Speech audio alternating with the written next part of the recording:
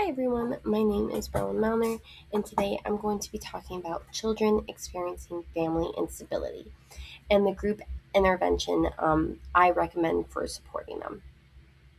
This is a population that I've come to work with a lot during my practicum so far, and honestly, once you start noticing the patterns, behaviors, you realize how many kids are navigating instability quietly.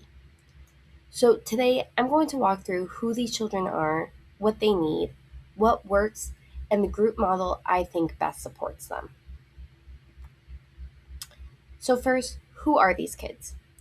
Children experiencing family instability are kids whose homes' lives involve frequent or unpredictable changes. This might look like moving between households, adjusting to new caregivers, or dealing with changes in family structure, between separation, remarriage, partners coming and going. A research article I found by Fomby and Cherlin talks about how these shifts disrupt a child's sense of safety and predictability. And instability can show up in so many ways between changes in caregivers, housing instability, financial strain, parental mental health or substance use challenges, or just inconsistent routines and conflict at home. So even if a child looks fine at school, they may be carrying a lot of emotional weight. So, why does this matter? Well, instability affects kids emotionally, behaviorally, and academically. Every transition requires kids to readjust to new routines, new expectations, and new relationships. And that constant adapting is stressful. It can be very stressful for adults. So just imagine how stressful that might be for a child who's experiencing family instability and they don't have those support systems already in place.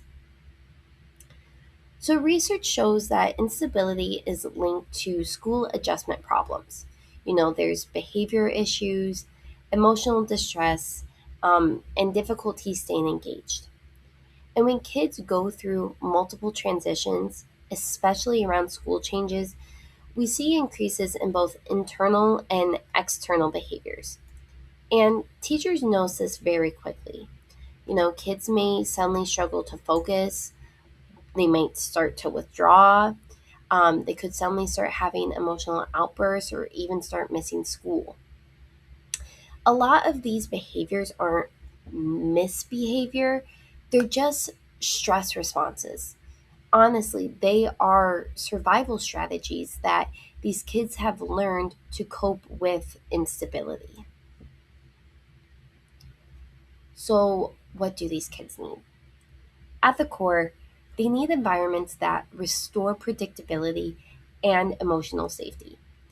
They need adults who show up consistently, they need routines that they can count on, and they need opportunities to build emotional and social skills. Predictable routines, strong adult relationships, and emotional regulation skills are huge protective factors. These are things that help kids feel grounded again. So, when we look at what works, the research is pretty clear. Interventions that focus on emotional regulation, coping skills, and consistent support are the most effective.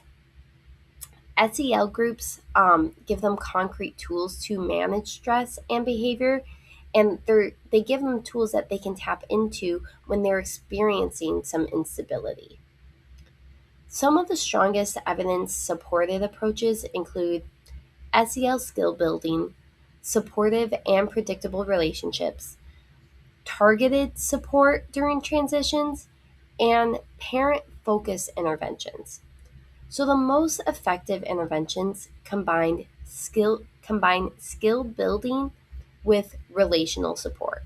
If they don't have that relational support, they're not going to be able to truly access those skills that they're trying to build on during groups.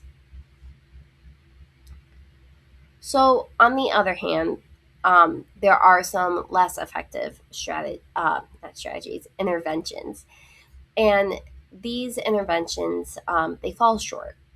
Anything that relies heavily on consistency or emotional readiness, these are things that kids may not already have.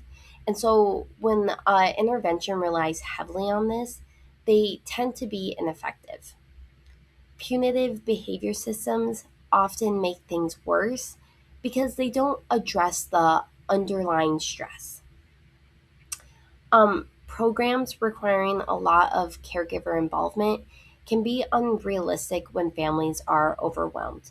When families are already feeling like they're stretched too thin, anything that tells them that they need to be heavily involved, they need to show up, and they can't miss a single thing. They might be there the first or the second um, time for the group, but if they have to keep going, they may just stop. They might just get overwhelmed and just let it fall flat. And when caregivers are struggling with their own mental health, kids often show elevated emotional and behavioral concerns. And these things make high demand interventions less effective. So it's not that these kids don't want to do well, it's honestly that the interventions has to meet them where they are. The facilitator has to meet the child where they're at, not where they believe they need to be. So, um, a group that I believe is a strong option are SEL groups. These are groups that help kids build emotional awareness, coping skills, and self regulation. The groups use things like modeling, role playing, mindfulness, and guided discussions. And these are all things that help kids practice skills in a safe and structured environment. The strength of SEL groups is that they're predictable and evidence based. And of course, when there's strengths, there are limitations. So, a limitation is that some kids may struggle with attendance or emotional vulnerability, especially if instability is happening in real time. Resilience building groups are another great option. These help kids recognize their strengths, build confidence, and develop problem solving skills. They use things like storytelling, goal setting, and peer encouragement. These are things that help kids see themselves as capable and resourceful. The strength here is that resilience focused approaches emphasize protective factors like self efficacy and social support. The limitation is that they may not fully address deeper trauma needs. Peer support groups are also really powerful. These groups help kids build social skills and strengthen friendships, which is huge because instability often disrupts peer relationships. These groups use cooperative games, communication practice, and social problem solving activities. Research shows that positive peer relationships improve social competence and reduce anxiety, aggression, and self control difficulties. Peer acceptance acts as a protective factor.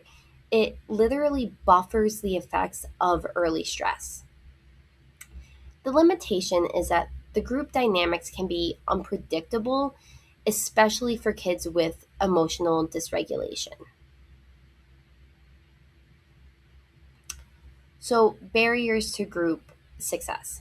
Of course, there are barriers. Kids may struggle with trust, emotional regulation, or consistent attendance. And these are all things that are tied to instability. Caregiver mental health challenges can also impact a child's readiness for group work. And low SES can contribute to developmental vulnerabilities like communication delays. So, when we design groups, we have to build in flexibility and support. So, what helps kids succeed? Predictable routines, relational safety, warm, consistent adult relationships. Trauma informed care emphasizes regulation first approaches. This means we understand that when a child is dysregulated, their nervous system is in survival mode, fight, flight, or freeze. And in that state, they literally cannot access higher level thinking or problem solving. So instead of jumping into consequences or conversations, we need to focus on co regulation, grounding, breathing, movement, or just offering a calm presence. Trauma informed care also teaches us that we need to understand behavior through a trauma lens. Instead of asking, "What's wrong with you?" we need to shift to, "What happened to you?" And that shift changes everything. We also need to create environments that reduce re traumatization, things like predictable transitions, clear expectations, and relational warmth. And of course, visual supports, small group sizes, and hands on activities help kids stay engaged within the group. So, based on everything that I've talked about so far, the group I recommend is a 6 to 8 week SEL and resilience group. This group combines emotional regulation skills with resilience building strategies. And that combination is really effective for kids experiencing instability. It strengthens protective factors like self efficacy, social support, and school connectedness.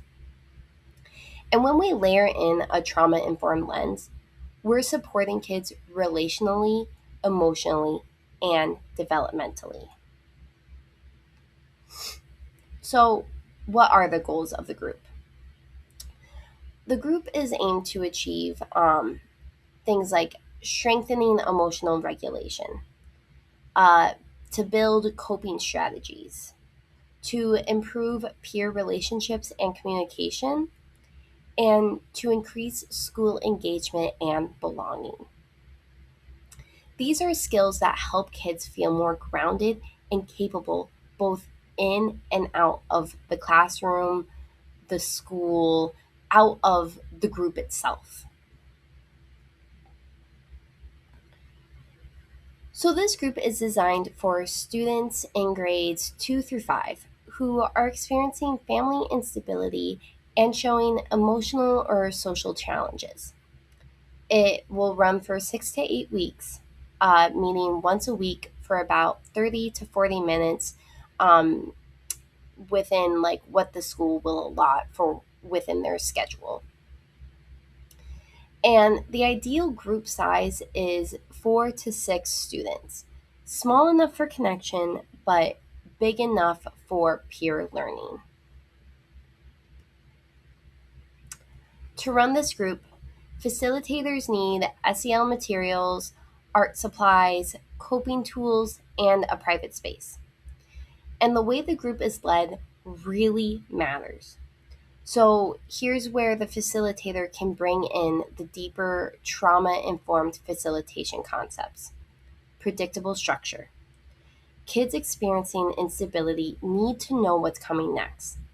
A consistent routine lowers anxiety and helps them settle. Relational safety and connection. The facilitator's presence matters. Kids need to feel seen, believed, and not judged. That's the foundation of trauma informed work. Regulation first responses.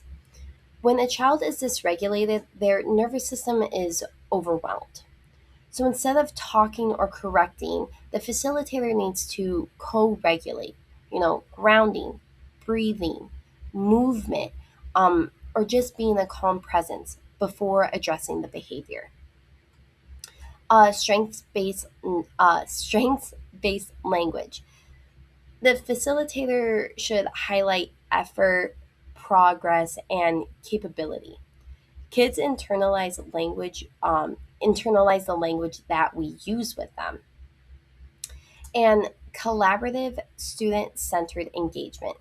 The facilitator should offer choices, ask for their ideas, and let them help shape the group culture. This all builds empowerment, something that kids experiencing instability do not get enough of. So, finally, what are the expected outcomes? What do the students gain?